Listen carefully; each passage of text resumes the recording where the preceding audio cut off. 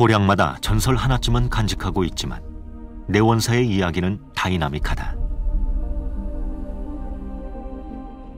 순수 국내파 원효대사의 도력은 국경을 넘어 펼쳐진다.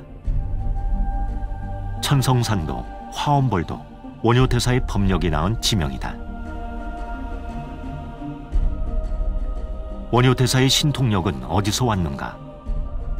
전설 이상의 진실을 담고 있는 현장과 젊은 시절의 원효를 만나본다.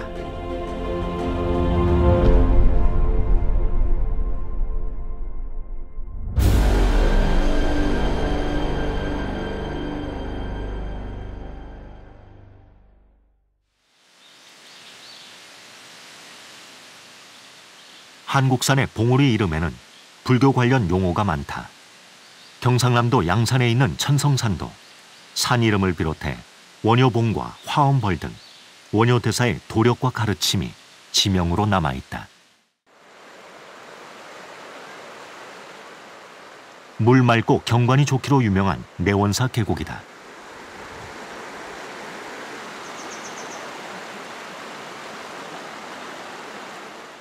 이곳은 천성산입니다. 천성산은 1000명의 성인이 났다는 산인데요. 원효대사의 법력을 따라서 원효대사에게 공부하러 1000명의 고성들이 이곳으로 몰려들었다 해서 천성산이라고 이름이 붙여졌습니다. 그러면 원효대사를 따라왔던 1000명의 고성들이 왜 이곳에 모여들었는지 한번 살펴보도록 하겠습니다.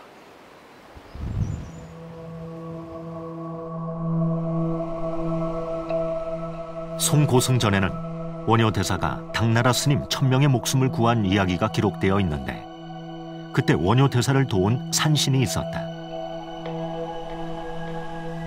산중 사찰에서 흔히 볼 수 있는 산신각이지만 위치가 여느 사찰과 다르다. 여기가 유명한 내원사 산령각입니다. 대개 산신각이라고도 부르는데 대개 절의 구조는 상단, 중단, 하단 이렇게 3단으로 구성이 되어 있는데 일주문에서 하단, 그리고 법당 중심의 중단, 그리고 저 상단은 산령각은 산기슭, 산자락에 있습니다. 그런 구조로 보면 사실 산령각은 상단에 있어야, 산자락에 있는 상단에 있어야 맞는데 이 절은 특별하게 하단, 일주문 쪽에 있다는 것이 특이합니다. 아마 이렇게 배치가 된 것은 원효대사의 법력을 따라서 중국에서 건너온 1000명의 고성들이 이 천성산 자락까지 이르렀습니다. 근데 어디로 가야 될지를 몰라서 고민하고 있을 때 때마침 이 천성산 산신령이 나타나서 이 1000명의 고성들이 갈 길을 안내하고 사라졌다고 합니다. 그것을 기념해서 바로 일주문 이곳에 산령각을 조성하고 모셨던 것으로 알려져 있습니다. 원효대사는 산신이 안내해준 이곳을 중심으로 89암자를 짓고 1000명의 당나라 스님들을 머물게 했다. 맑은 계곡물을 끼고 올라가면 천성산 깊은 골에 자리한 유서 깊은 도량, 내원사가 나온다.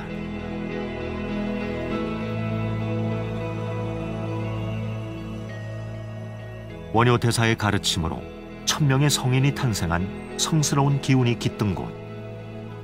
시대마다 당대 고승들이 즐겨 찾던 선수행 도량이다.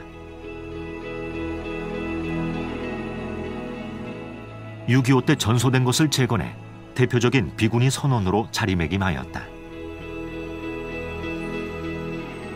천성산 일대와 내원사에 전해지는 원효대사의 이적 이야기는 원효대사가 천성산 넘어 훗날 척파남으로 불려지는 작은 암자를 짓고 머물고 있을 때의 일이다.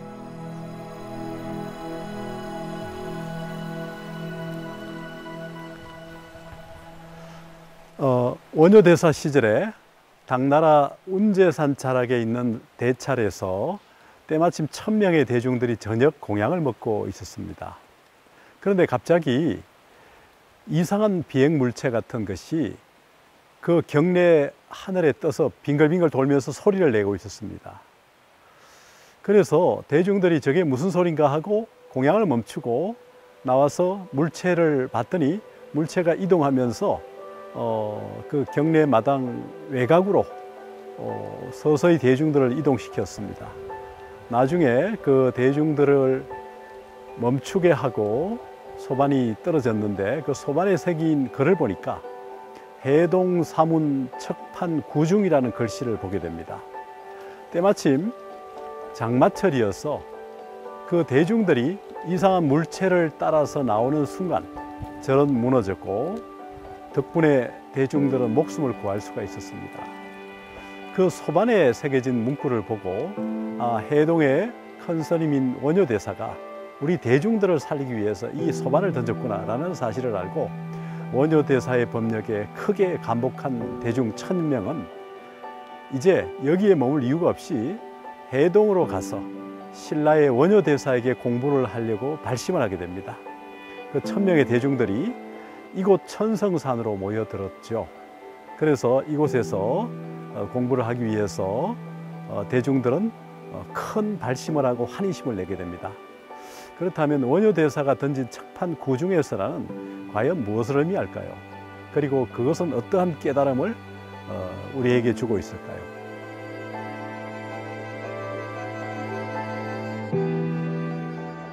원효대사가 날린 것은 소반이었을까?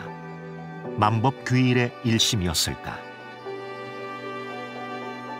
척판 구중 설화는 원효대사를 이해하는 상징이자 실마리로 후대인들의 문학적 상상력을 자극하고 있다.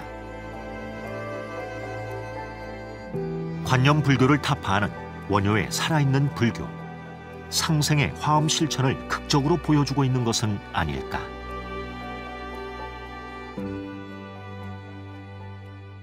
원효대사의 법력을 따라서 이곳으로 모이던 1000명의 당나라 스님들은 이 천성산 저 넓은 벌판에 모여들었습니다.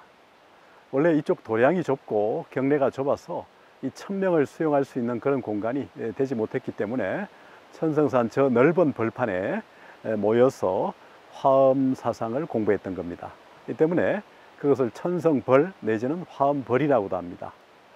일찍이 원효대사는 분황사에서 화엄경 10회양품을 주석하다가 문자향과 서건기, 즉 문자의 향기와 책의 기운이 가득 차 있는 골방에서 중생을 향한 회양이 불가능하다는 사실을 알고 붓을 끊고 뛰쳐나가서 거리에서 많은 대중을 만나게 됩니다.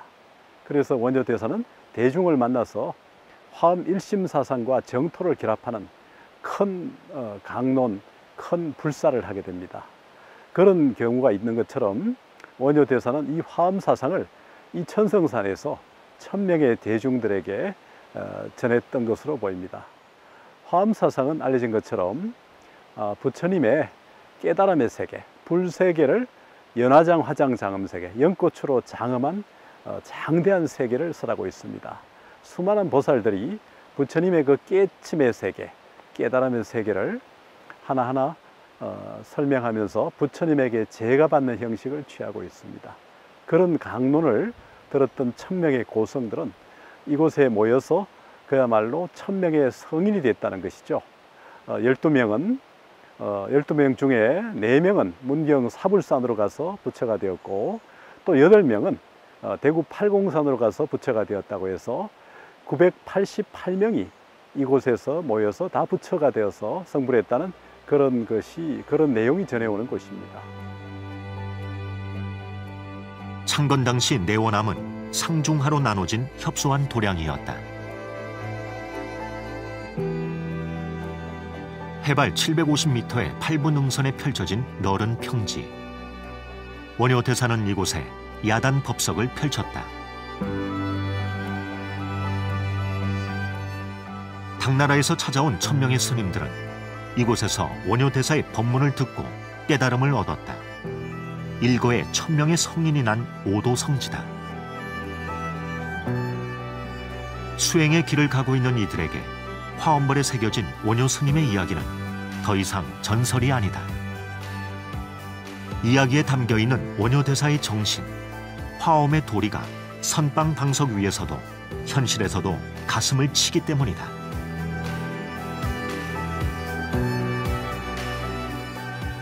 경주박물관에는 원효 대사의 젊은 날을 상상해 볼 수 있는 유물이 남아있다. 원효 대사가 주석했던 고선사지 3층 석탑이다. 1000년 넘게 원효 대사의 도량을 지키고 있던 석탑은 어쩌다 박물관 뜰에 남게 된 것일까?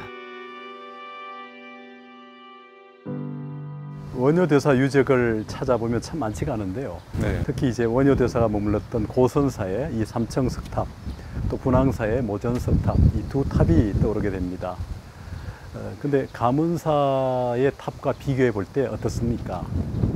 가문사탑과 또 같은 형태로 매우 초기의 한국 석탑을 대표하는 예. 탑으로 알려져 있고요. 가문사탑만큼 화려하진 않더라도 그 웅잠이라든지 그 기본적인 틀은 그 전통적인 그 통일 신라 시대의 미술을 확실히 담고 있다라고 생각을 합니다. 예. 마치 그 원효 대사의 분신을 보는 같은 느낌이 이 경주 방문에 올 때마다 느껴집니다. 예, 맞습니다. 예. 그 유일한 유물 같기도 하고 한데 원래 이 탑이 원래 이 자리에 있지 않았다고 들었습니다. 예, 맞습니다. 원래는 그 고선사터가 자리에 있었는데 그 70년대에 덕동댐이 세워지면서 1975년도에 이 탑을 옮겨서 이 자리로 이동을 한 것으로 알고 있습니다. 탑이 아무래도 그 댐 때문에 이제 수몰될 것을 우려해서 이동을 한 것으로 알고 있습니다. 예, 고선사가 수몰될 때 이 탑뿐만 아니라 서당화상 탑비 그 귀부가 이쪽으로 옮겨왔다고 들었습니다. 예, 맞습니다. 그래서 그 탑들은 바로 이 탑 옆면에 지금 현재 모아놔 있습니다. 그래서 한번 그쪽으로 가보시면 좋을 것 같은데요. 예, 그렇게 볼까요? 예. 고선사에는 3층 석탑을 비롯해 원효 대사의 I know you told your friend you're not okay. And tell me what's wrong and why you never said you felt that way. And guess you're trying to stay strong and fake a smile until I look away. But I've known you too long, it hurts to watch your blue eyes fade to gray as you fade away. As you fade away.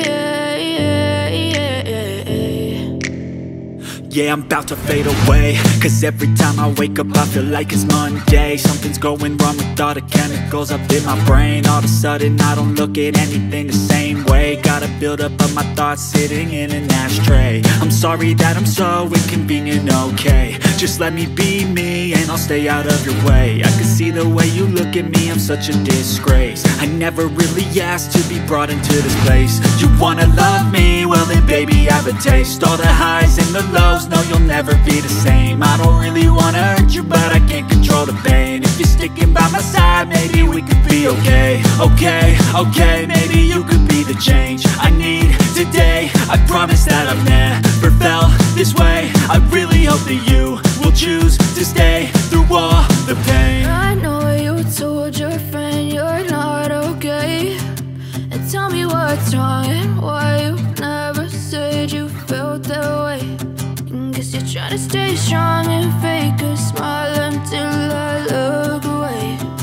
But I've known you too long, it hurts to watch your blue eyes fade to gray as you fade away.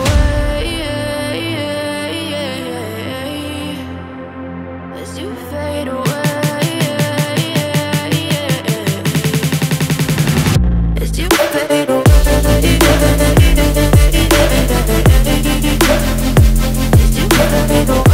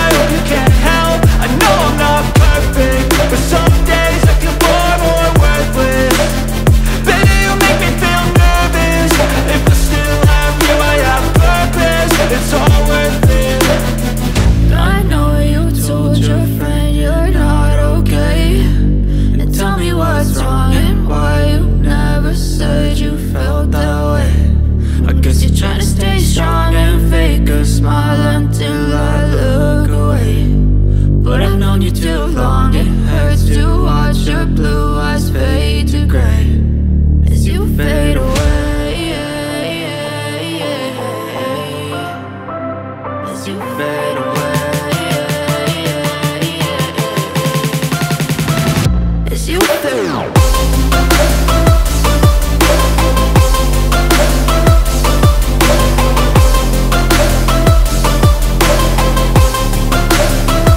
다 1975년 경주 상수원 보호지역으로 책정되기 이전에까지만 해도 바로 이곳은 많은 사람들이 살던 마을이었습니다. 이곳 저 한복판에 고선사 절터가 있었죠. 원효대사는 젊은 시절에 이곳 고선사에서 머무르면서 활동을 했던 것으로 알려져 있습니다. 원효의 생애를 크게 둘로 나눠보면 전반기는 대개 이 고선사, 후반기는 분황사로 집약됩니다. 젊은 시절에 원효에 관련된 얘기는 많이 남아있지 않습니다. 아마 이 고선사 중심으로 활동을 하면서 이 마을에 살던 사복이라는 젊은 친구와 가까이 했던 것으로 압니다. 사복이는 태어나서 걷지를 못해가지고 12살까지 그냥 기어다니면서 말도 잘 하지 못했던 것으로 알려져 있습니다. 이 때문에 사복이는 대개 뱀복이 이렇게 돼 있고, 이런 선사는 삼국유사에서 사복불언이라고, 사복이 말하지 않았다 또는 말하지 못했다라는 조목으로 이름을 붙이고 있습니다. 이 사복과 가까이 했던 원효대사는 어느 날 사복이 어머니가 돌아가시자 원효를 청해서 명복을 빌게 합니다. 원효는 어머니 시신 앞에서 태어나지 말지어다 죽는 것이 괴롭다, 죽지 말지어다 태어나는 것이 괴롭다라고 축원을 했습니다.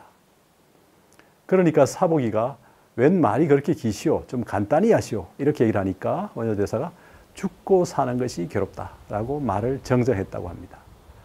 그러면서 원효대사가 사복이에게 저 어머니는 우리가 전생에 함께 공부할 때 우리가 읽었던 경을 이끌던 암소였다라는 얘기를 하기도 합니다.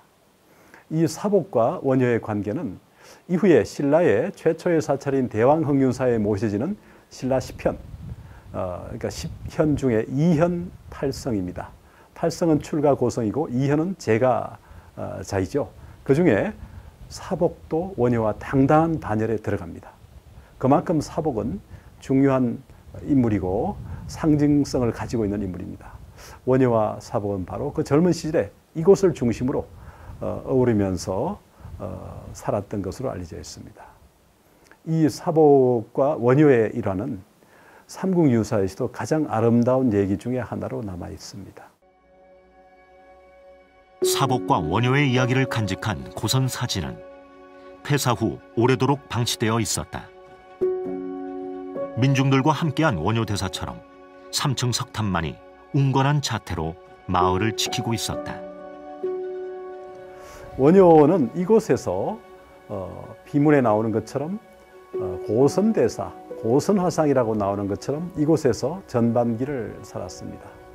그가 만년에 이룩한 일심 철학도 결국 그 사상적 젖줄기는 이곳에서 마련된 것이 아닌가 하는 생각이 듭니다. 그리고 난 이후에 분황사를 중심으로 활동하면서 이제 만년의 일심 철학은 꽃을 피우게 되면서 원효의 후반기를 장식하게 됩니다. 고선사와 분황사, 이 두 사찰은 원효라고 생각하면, 원효라고 상상하면 떠오르게 되는 아름다운 두 사찰입니다. 우리 한국 불교를 생각할 때 우리는 제1인을 꼽으라면 단연코 원효를 들 것입니다. 그것은 원효대사가 성취한 사상과 철학이 깊고 넓기 때문일 겁니다. 그 이유가 어디에 있을까 하는 생각을 해봅니다. 원효의 사상은 바로 이곳 고선사와 분황사에서 태어나서 성숙됐다고 생각합니다. 한국 사상의 젖줄이자 한국 사상의 물줄기였던 이 고선사, 그리고 분황사는 바로 원효를 매개로 해서 한국 불교의 금자탑으로 자리매김됐다고 생각합니다.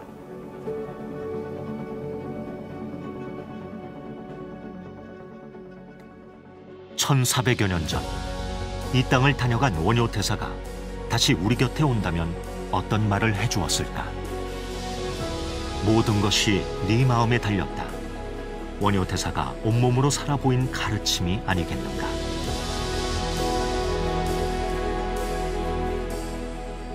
신라 불교가 화려하게 꽃을 피우던 7세기 후반, 승려들이 왕사, 국사를 꿈꿀 때 민중 속으로 걸어 들어간 성자가 있었다. 원효 성사. 1700년 한국 불교사에 기라성 같은 선지식들이 있었지만 성사로 불리는 이는 오직 원효대사뿐이다. 깨달음 이후 스스로를 소성거사라 칭하며 세간에도 출세간에도 잡히지 않았다. 출출세간에 걸림없는 자유인이었다. 깨달음에서 나온 무해행이며 화엄경의 종지를 관통한 일심 철학은 한국 불교의 대들보가 되었다. 원효 성사, 한국 불교의 자존이고 철학의 원류다.